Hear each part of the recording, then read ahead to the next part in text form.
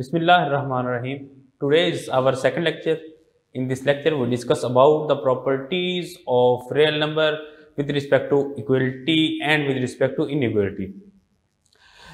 हमने previous lecture में discuss किया था कि जो प्रॉपर्टीज़ हैं रियल नंबर की, जो प्रॉपर्टीज़ हैं विद रिस्पेक्ट टू एडिशन थी, वो रूल्स थे by addition and by multiplication. आज हमने डिस्कस करना है इसकी प्रॉपर्टीज़ को डिस्कस करना है. इस प्रॉपर्टीज़ में हम ये डिस्कस करेंगे कि रियल नंबर की जो इक्वलिटी के लिहाज से प्रॉपर्टीज़ हैं और रियल नंबर की जो इनइक्वलिटी के लिहाज से प्रॉपर्टीज़ है, आज हमने उनको डिस्कस करना है. अच्छा, सबसे पहले हम डिस्कस करते हैं प्रॉपर्टीज़ के बारे में. तो सबसे पहली प्रॉपर्टी है हमारे पास आती है रिफ्लेक्सिव प्रॉपर्टी. रिफ्लेक्सिव प्रॉपर्टी को हमने डिस्कस करना है. इसमें यह है कि for all a belongs to R, जो है हम कोई भी सेट ऑफ रियल नंबर में से कोई एक नंबर ले लेते हैं ए, और उसका जो है आंसर ये है कि ए इज इक्वल टू ए, उसी के इक्वल कोई दूसरा नंबर आ जाए, उसको उस प्रॉपर्टी को हम रिफ्लेक्सिव प्रॉपर्टी कहेंगे. और सेकंड नंबर प्रॉपर्टी है सिमेट्रिक प्रॉपर्टी. सिमेट्रिक प्रॉपर्टी में यह है कि for all A B C, A B belongs to capital R. Capital R mean set of real number. वो कहता है कि इसमें जो है A is equal to B and B is equal to A. A B के इक्वल होगा और बी ए के इक्वल होगा. इस प्रॉपर्टी को हम सिमेट्रिक प्रॉपर्टी कहेंगे. और थर्ड प्रॉपर्टी हमारे पास है ट्रांजिटिव प्रॉपर्टी. ट्रांजिटिव प्रॉपर्टी के लिहाज से हम डिस्कस करते हैं for all A B C belongs to set of real number, A is equal to B and B is equal to C. A B के equal है और बी हमारे पास सी के इक्वल है, then A is equal to C. A हमारे पास अगर बी के इक्वल होगा और बी हमारे पास सी के इक्वल होगा तो जाहिरी सी बात है हमारे पास जो ए है वो हमारे पास सी के इक्वल होगा. और इस प्रॉपर्टी को हम कहते हैं ट्रांजिटिव प्रॉपर्टी. अच्छा, इसके बाद हमारे पास आ जाती है मल्टीप्लिकेटिव प्रॉपर्टी. फोर्थ नंबर पे जो प्रॉपर्टी हमारे पास आ रही है वो मल्टीप्लिकेटिव प्रॉपर्टी है.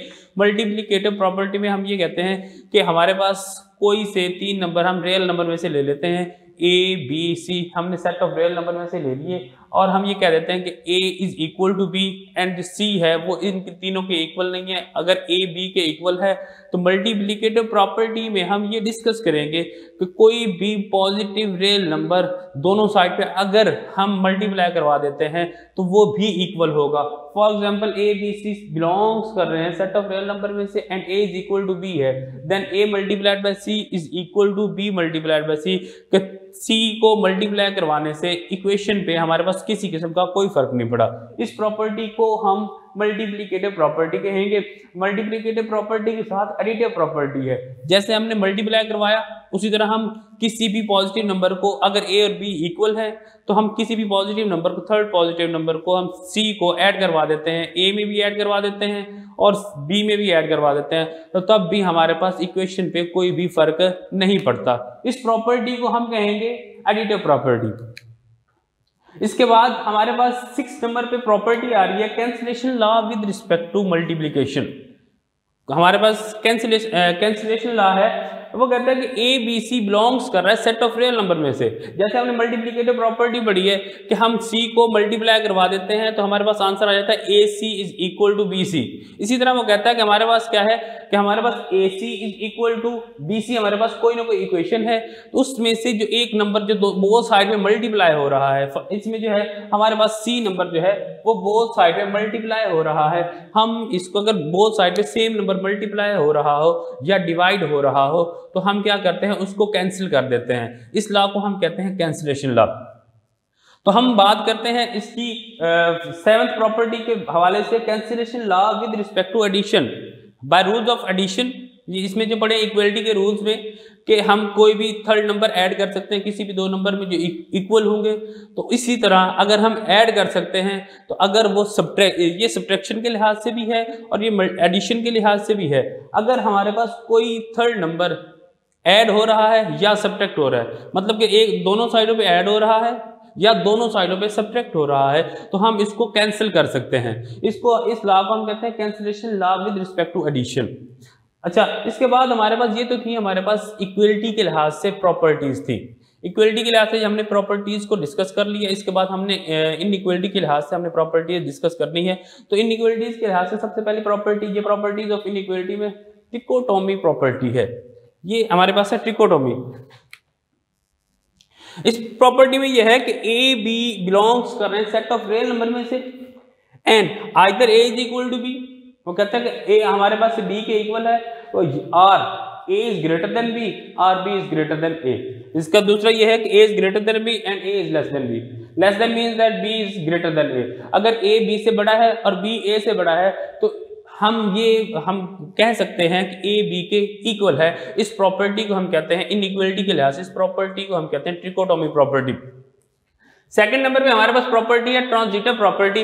ट्रांजिटिव प्रॉपर्टी में हम ये कह रहा है कि for all A B C belongs to set of real number, A is greater than B and B is greater than C। अगर A B से बड़ा है और B C से बड़ा है तो इसका ऑब्वियसली मतलब ये होगा कि A C से बड़ा होगा। ये है ग्रेटर देन के लिहाज से, क्योंकि इनइक्वलिटी में हमारे पास चार तरह की सिंबल है, एक ग्रेटर देन, एक less than, greater than equal to and less than equal to. हमने जो ये ट्रांजिटिव प्रॉपर्टी ये ग्रेटर देन के लिहाज से डिस्कस की, और अगर हम इसी प्रॉपर्टी को लेस देन के लिहाज से डिस्कस करेंगे तो हमारे पास है कि A is less then B and B is less then C। अगर A B से छोटा है और B C से छोटा है तो इसका मतलब ये हुआ कि A C से छोटा होगा। इस प्रॉपर्टी को हम कहते हैं ट्रांजिटिव प्रॉपर्टी। और इसके बाद हमारे पास प्रॉपर्टी आती है एडिटिव प्रॉपर्टी। एडिटिव प्रॉपर्टी में ये है, वो भी हमारे पास दो तरह की है, एक ग्रेटर देन के लिहाज से है और दूसरी लेस देन के लिहाज से। वो कहता है कि A is greater then B, तो हम बोथ साइड पे एक C नंबर ऐड कर देते हैं तो उसकी इनइक्वलिटी पे वो फर्क नहीं पड़ेगा। अगर लेस देन है तो लेस देन रहेगी, अगर ग्रेटर देन है तो ग्रेटर देन रहेगी। अब ये देखें कि A is greater then B and हम C नंबर को ऐड कर देते हैं, बोथ साइड पे C नंबर को ऐड कर रहे हैं तो A plus C is also greater than B plus C।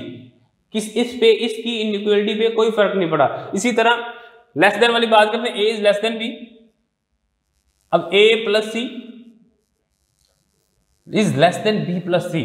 हमने पॉजिटिव नंबर ऐड कर दिया या पॉजिटिव नंबर सब्ट्रैक्ट भी कर देंगे तो इस पे कोई फर्क नहीं पड़ेगा। और इसकी जो फोर्थ प्रॉपर्टी है वो मल्टीप्लिकेटिव प्रॉपर्टी है।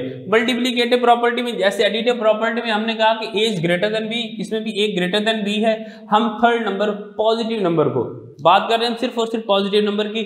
थर्ड पॉजिटिव नंबर को C को हम मल्टीप्लाई करवा देते हैं। जब हम मल्टीप्लाई करवाएंगे तो देखें इसकी इनइक्वलिटी पे किसी किस्म का कोई इफेक्ट नहीं हुआ। AC is greater then BC। और इसी तरह लेस देन के लिहाज से बात की जाए तो A is less then B such that AC को हमने मल्टीप्लाई करवाया is also less than BC।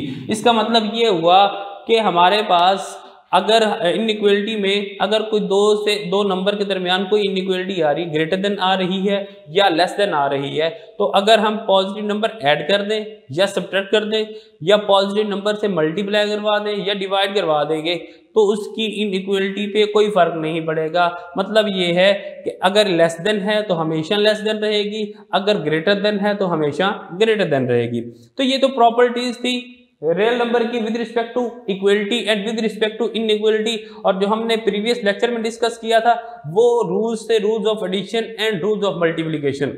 अब इन रूल्स ऑफ एडिशन और रूल्स ऑफ मल्टीप्लिकेशन को यूज करते हुए हमने एक्सरसाइज 1.1 सॉल्व करनी है। अब इसमें ये सारे के सारे रूल्स यूज होंगे। तो एक्सरसाइज 1.1 की तरफ चलते हैं।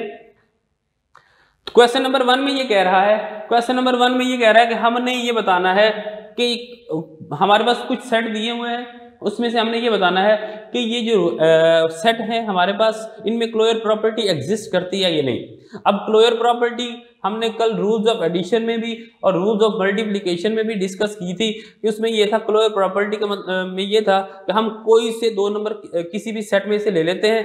विद रिस्पेक्ट टू एडिशन के बारे में बात करेंगे तो हम उन दो नंबर्स को ऐड करें आपस में, उसमें से कोई से किसी भी सेट में से कोई से दो नंबर ले लें, उन दो नंबर्स को ऐड करें, कोई से दो नंबर्स को ऐड करें, उसका आंसर जो हमने ऐड किया है उसका आंसर उसी सेट में अगर एग्जिस्ट करे तो इसका मतलब ये है कि वो क्लोज होंगे विद रिस्पेक्ट टू एडिशन। और इसी तरह मल्टीप्लिकेशन की हम बात करें तो हम कोई से दो नंबर ले लें उस सेट में से, कोई से दो नंबर, लास्ट वाले भी ले सकते हैं, फर्स्ट वाले भी ले सकते हैं, फर्स्ट एंड लास्ट भी ले सकते हैं, कोई से दो नंबर ले लेते हैं, उनको जब हम मल्टीप्लाई करवाएंगे, तमाम के तमाम नंबर्स को जब हम मल्टीप्लाई करवाएंगे तो तमाम के तमाम नंबर्स का जो आंसर है वो उस सेट में एग्जिस्ट करना चाहिए जिस सेट से हमने नंबर लिए थे। अब अगर वो एग्जिस्ट नहीं करते तो इसका मतलब ये होगा कि वो जो सेट है वो क्लोज नहीं है। अब हम क्वेश्चन नंबर फर्स्ट को डिस्कस करते हैं। क्वेश्चन नंबर फर्स्ट पार्ट 4 हम डिस्कस कर रहे हैं। हमारे पास कोई सेट है, सेट एस। सेट एस वो कह रहा है कि 1 एंड -1 है। इसकी नेचर को डिस्कस करना है, क्या ये सेट क्लोज है with respect to addition and multiplication. तो हमने इन दोनों के लिहाज से इसको डिस्कस करना है, विद रिस्पेक्ट टू एडिशन भी करना है और विद रिस्पेक्ट टू मल्टीप्लीकेशन भी करना है। अब देखिए सबसे पहले हम करते हैं विद रिस्पेक्ट टू एडिशन। हमने एक इसको टेबल की फॉर्म में कन्वर्ट कर लिया। टेबल की फॉर्म में ये पॉजिटिव है क्योंकि विद रिस्पेक्ट टू एडिशन कर रहे हैं। अब देखें दो नंबर हैं 1 एंड -1, 1 को इधर लिख लिया, -1 को इस साइड पे लिख लिया। अब ये भी 1 है और ये भी -1 है। इसका मतलब ये है कि हम इनको ऐड कर देंगे तो ये जो 4 बॉक्स हैं ये वाले, इसमें तमाम के तमाम आंसर्स आ रहे हैं, ठीक है। अब ये देखें कि 1 + 1 करेंगे तो आंसर आएगा 2, 1 - 1 करेंगे तो आंसर 0, -1 + 1 करेंगे तो आंसर 0, -1 - 1 करेंगे तो आंसर -2। अब देखिए ये जो 4 खाने हैं इसमें तमाम के तमाम आंसर एग्जिस्ट कर रहे हैं। तो हम आंसर्स को देखते हैं। अब देखिए ये जो पहला फर्स्ट नंबर है 2 हमने लिया। अब क्या ये 2 इस सेट में एग्जिस्ट कर रहा है? तो हमारे पास ये सेट में एग्जिस्ट नहीं कर रहा क्योंकि सेट में 2 ही नंबर एग्जिस्ट कर रहे हैं। वो कौन कौन से हैं? एक है 1 और दूसरा है -1। अब देखिए इस सेट में 2 एग्जिस्ट नहीं कर रहा और दूसरा आंसर देखिए 0 आ रहा है। 0 भी इस सेट में एग्जिस्ट नहीं करता। थर्ड आंसर आ रहा है -2, -2 भी इस सेट में एग्जिस्ट नहीं कर रहा। तो इसका मतलब ये हुआ कि जो सेट एस है वो क्लोज नहीं है with respect to multiplication, so that the set S is not close under addition. हम इसका मतलब ये है कि सेट एस जो है अंडर एडिशन क्लोज हमारे पास नहीं है। अब जैसे हमने एडिशन के लिहाज से बात की वैसे ही हम मल्टीप्लीकेशन के लिहाज से बात करते हैं। ऐसे एक टेबल बना लेते हैं। मल्टीप्लीकेशन का साइन है 1 - 1 1 -1 1 मल्टीप्लाइड बाय 1 आंसर आएगा 1 1 मल्टीप्लाइड बाय -1 आंसर इसका आ जाएगा -1 -1 मल्टीप्लाइड बाय 1 आंसर इसका आ जाएगा -1 एंड -1 को जब हम -1 से मल्टीप्लाई करवाएंगे माइनस इंटू माइनस प्लस हमारे पास आंसर क्या आ जाएगा 1। अब देखिए ये 4 बॉक्स, देन अगेन उसी तरह ये 4 बॉक्स है हमारे पास। अब इसमें आंसर आ रहा है 1 -1 एंड -1 1। अब ये देखें कि इस सेट में 1 भी एग्जिस्ट कर रहा है और -1 भी एग्जिस्ट कर रहा है। मतलब क्या हुआ कि तमाम के तमाम नंबर्स को आपस में मल्टीप्लाई करवाया, उन तमाम के तमाम नंबर्स के जो आंसर आ रहे थे वो इसी सेट में एग्जिस्ट कर रहे थे। तो इसका मतलब ये हुआ कि जो सेट एस है 1 और -1 इज क्लोज अंडर मल्टीप्लीकेशन, कि ये जो सेट एस है मल्टीप्लीकेशन के लिहाज से क्लोज होगा। और इसी तरीके से आपने क्वेश्चन नंबर 3 भी कर लेना है। हमने सिर्फ और सिर्फ उसमें ये बताना है कि क्या ये सेट क्लोज है या नहीं है। हमने सिंपल ये बताना है, वही प्रॉपर्टीज को डिस्कस करना है, वही जो हमने विद रिस्पेक्ट टू एडिशन भी की है, विद रिस्पेक्ट टू मल्टीप्लीकेशन भी की है रियल नंबर के लिहाज से, तो उसमें भी आपने इसी तरह डिस्कस कर लेना है। फिर हम बात करते हैं क्वेश्चन नंबर 2 की। क्वेश्चन नंबर 2 में ये है कि name the following properties.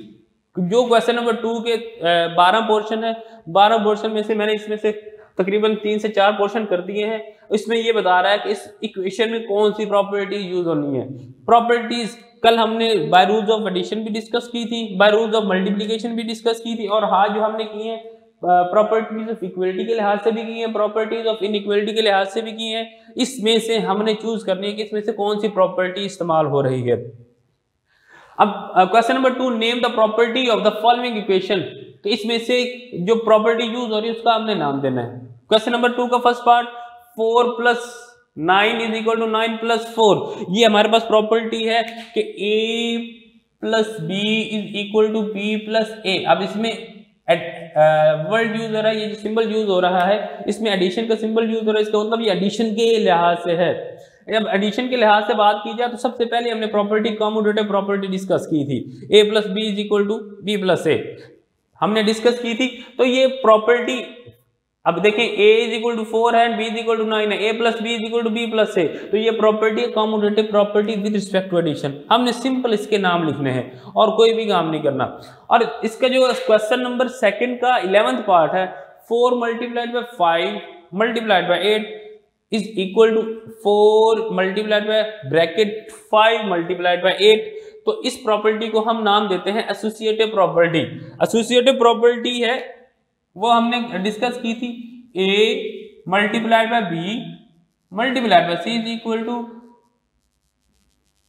a multiplied by b multiplied by c। तो ये प्रॉपर्टी हमने डिस्कस की थी एसोसिएटिव प्रॉपर्टी। अब क्योंकि बीच में मल्टीप्लिकेशन यूज हो रहा है तो हम कह देंगे this property is known as associative property with respect to multiplication. और लास्ट पे हमने कल जो है ना लास्ट पे एक प्रॉपर्टी डिस्कस की थी, वो हमारे पास थी डिस्ट्रीब्यूटिव लॉ के लिहाज से, डिस्ट्रीब्यूटिव लॉ। अब डिस्ट्रीब्यूटिव लॉ के लिहाज से हमने अब देखिए a into b plus c minus d. अब a b के साथ भी मल्टीप्लाई हो रहा है और a c के साथ भी मल्टीप्लाई हो रहा है और a d के साथ भी मल्टीप्लाई हो रहा है। तो इस प्रॉपर्टी को हम सिंपल नाम दे देंगे, क्योंकि a लेफ्ट साइड से मल्टीप्लाई हो रहा है तो हम इसको नाम दे देंगे लेफ्ट डिस्ट्रीब्यूटिव लॉ।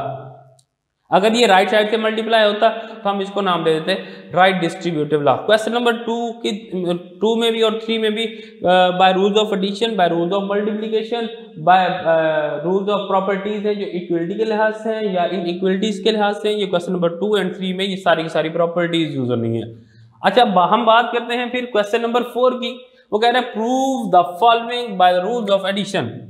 हमने ये प्रूव करना है a over b plus c over d is equal to ad plus bc over bd। अब इसको ये नहीं करना कि आपने सिंपल ये कहना है कि अब इसका एलसीएम ले लेंगे, एलसीएम लेने के बाद जो है ना हम इसको सॉल्व कर देंगे। बेशक आप ले सकते हैं, लेकिन इसमें प्रॉपर्टीज यूज करनी है। प्रॉपर्टीज देखिए मैंने प्रॉपर्टीज यूज भी की है, साथ साथ मैंने लिख भी दिया है। अब देखिए लेफ्ट हैंड साइड हमने लेनी है, बेशक हमने प्रॉपर्टीज यूज करनी है, लेकिन जो है ना लेफ्ट हैंड साइड को लेके राइट हैंड साइड हमने प्रूव करवा देना है।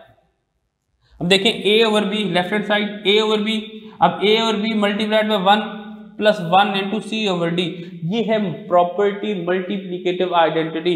मल्टीप्लिकेटिव आइडेंटिटी के बारे में हमने लास्ट लेक्चर में डिस्कस किया था कि मल्टीप्लिकेटिव आइडेंटिटी वो है कि जिस पे नंबर की शनाख्त खत्म नहीं होती। अगर ये देखें अब इसको 1 के साथ हमने मल्टीप्लाई करवाया, then again a over b ही आंसर आएगा। अब इसकी आइडेंटिटी पे कोई इफेक्ट नहीं पड़ रहा। अब देखें अब 1 को हम लिख सकते हैं कि डी, क्योंकि अब ये चूज हमने खुद करना है कि हम इसको ये जो आइडेंटिटी है इसको हम कैसे बनाएंगे। अब इस आइडेंटिटी को मैंने D multiplied by 1 over D लिख दिया। ये प्रॉपर्टी हमारे पास है मल्टीप्लिकेटिव इनवर्स की प्रॉपर्टी है, और इसमें मैंने लिख दिया b multiplied by 1 over b. ये हमने खुद चूज करना है क्योंकि हमने ये वैल्यूज बनानी है। अब ये भी इनवर्स है कि हमारे पास कोई डी नंबर है एग्जिस्ट कर रहा है, अब डी का इनवर्स 1 ओवर डी होगा। जब हम आपस में इनको मिलाएंगे तो इसका जो आंसर है हमारे पास मल्टीप्लिकेटिव आइडेंटिटी के इक्वल आएगा। अब देखिए वही प्रॉपर्टी मैंने यूज की, मल्टीप्लिकेटिव इनवर्स को मैंने यूज किया। अब देखिए इसको हम मल्टीप्लाई करवा देते हैं, a multiplied by d over b multiplied by 1 over d plus b. अब देखिए बी को ये लास्ट वाली जो है इसको हमने मल्टीप्लाई करवा दिया आपस में, b multiplied by c over b d. अब इन आपस को मल्टीप्लाई करवा दिया। अब इसमें से हमने ये देखिए ये कॉमन ले लिया। अब ये प्रॉपर्टी हमारे पास है लेफ्ट डिस्ट्रीब्यूटिव लॉ की। अब देखिए left hand side right hand side के इक्वल होती है और राइट हैंड साइड हमारे पास लेफ्ट हैंड साइड के इक्वल होती है। तो ये हमारे पास प्रॉपर्टी जो है इसको नेम दे रहे हैं हम लेफ्ट डिस्ट्रीब्यूटिव लॉ के लिहाज से। जब हमने लेफ्ट डिस्ट्रीब्यूटिव लॉ के लिहाज से हमने इसको डिस्कस कर लिया, इस प्रॉपर्टीज को हमने इन प्रॉपर्टीज को हमने यूज कर लिया, तो अब ये हमारे पास a over a d plus b c over b d, ये हमारे पास मल्टीप्लिकेटिव प्रॉपर्टीज के लिहाज से ये गोल्डन रूल भी हम इसको जानते हैं, ये गोल्डन रूल के नाम से पहचाना जाता है। तो अब देखिए हमने इस इन प्रॉपर्टीज को यूज करते हुए a over b plus c over d को इसके इक्वल प्रूव कर दिया। तो अब ये नहीं करना कि हम सिंपल जो है इसका एलसीएम ले लेंगे, एलसीएम लेने के बाद हम इसको यूज करवा देंगे। हमने ये करना है कि जो हमने पीछे प्रॉपर्टीज पढ़ चुकी हैं लास्ट लेक्चर में भी और इस लेक्चर में जो हम पढ़ रहे हैं, ये जो हमने प्रीवियस पढ़ी हैं, ये तमाम की तमाम प्रॉपर्टीज यूज करते हुए हमने इनको सॉल्व करना है। अब क्वेश्चन नंबर 5 की बात की जाए तो क्वेश्चन नंबर 5 में कह रहा है देन अगेन वही बात, जैसे क्वेश्चन नंबर 4 में हमारे पास सिंपल कोई कांस्टेंट थे a b c d any one constant थे, लेकिन इसमें स्पेसिफिक कांस्टेंट आ गए जो हम काउंटिंग सेट्स में से ले लेते हैं, सेट ऑफ रियल नंबर में से ले लेते हैं। अब वो कह रहा है कि प्रूव करना है हमने -7/12 -5/18 इज इक्वल टू -21 -10/36। अब इसमें से हम क्या करते हैं, लेफ्ट हैंड साइड लेके राइट हैंड साइड को प्रूव करवा देते हैं, जैसे हमने क्वेश्चन नंबर 4 में डिस्कस किया। अब लेफ्ट हैंड साइड लिया, लेफ्ट हैंड साइड में हमने क्या किया, अपनी तरफ से हमने मल्टीप्लिकेटिव आइडेंटिटी को मल्टीप्लाई करवा दिया, क्योंकि मल्टीप्लिकेटिव आइडेंटिटी को मल्टीप्लाई करवाने से किसी क्वेश्चन की किसी भी साफ पे कोई फर्क नहीं पड़ता, उसकी आइडेंटिटी बरकरार ही रहती है। तो इसीलिए अब ये जो है 1 को फिर हमने मल्टीप्लिकेटिव इनवर्स में कन्वर्ट करवा दिया, वो भी हमने खुद चूज करना है, क्योंकि हमें यहाँ पे चाहिए 21 और नीचे एलसीएम चाहिए 36। अब वहां पे एलसीएम ऊपर चाहिए -21। अब 7 को किस नंबर से मल्टीप्लाई करूंगा कि वो हमारे पास 21 आएगा, तो वो है नंबर 3। और नीचे देखें 12 को कौन से नंबर से मल्टीप्लाई करवाऊंगा कि हमारे पास 36 आएगा, वो भी नंबर 3 है। तो हम इस 1 को ये जो आइडेंटिटी आया है इसको इस फॉर्म में हम इनवर्स की फॉर्म में कन्वर्ट करते हैं कि जो हमारे पास रिजल्ट है वो हमारे पास आ जाना चाहिए। इसी तरह से अब देखें 5/18 के साथ जो मैंने आइडेंटिटी मल्टीप्लाई करवाई है उसके साथ भी यही करना है। हमें चाहिए ऊपर 10 चाहिए, नीचे 36 चाहिए। 18 2 36, 5 2 10। अब हमने 2 से अब 1 को हमने मल्टीप्लिकेटिव इनवर्स में कन्वर्ट कर दिया, 2 मल्टीप्लाइड बाय 1/2। अब इसको अंदर मल्टीप्लाई करवा दिया। अब देखिए -21/36 -10/36, इसमें से हमने इनको अलग-अलग कर दिया मल्टीप्लिकेशन लॉ के लिहाज से। मल्टीप्लिकेशन लॉ के लिहाज से करवाएंगे तब देखें देन अगेन ये लेफ्ट डिस्ट्रीब्यूटिव लॉ बन रहा है। लेफ्ट डिस्ट्रीब्यूटिव लॉ को हमने यूज किया। अब इसको -21 -10/36 ये रूल्स ऑफ मल्टीप्लिकेशन में हमारे पास आ रहा है। रूल्स ऑफ मल्टीप्लिकेशन में से हमने इसको प्रूव कर दिया कि -7/12 -5/18 इज इक्वल टू -21 -10/36। इंशाल्लाह जो नेक्स्ट लेक्चर में हम जो कम्प्लेक्स नंबर, जो रियल नंबर से भी बड़े नंबर हैं, कम्प्लेक्स नंबर को डिस्कस करेंगे, कम्प्लेक्स नंबर की प्रॉपर्टीज को डिस्कस करेंगे और एक्सरसाइज 1.2 को डिस्कस करेंगे। और इसमें से कोई प्रॉब्लम हो तो इंशाल्लाह शेयर कीजिएगा, आपको जवाब मिलेगा। ओके जी, अल्लाह हाफिज।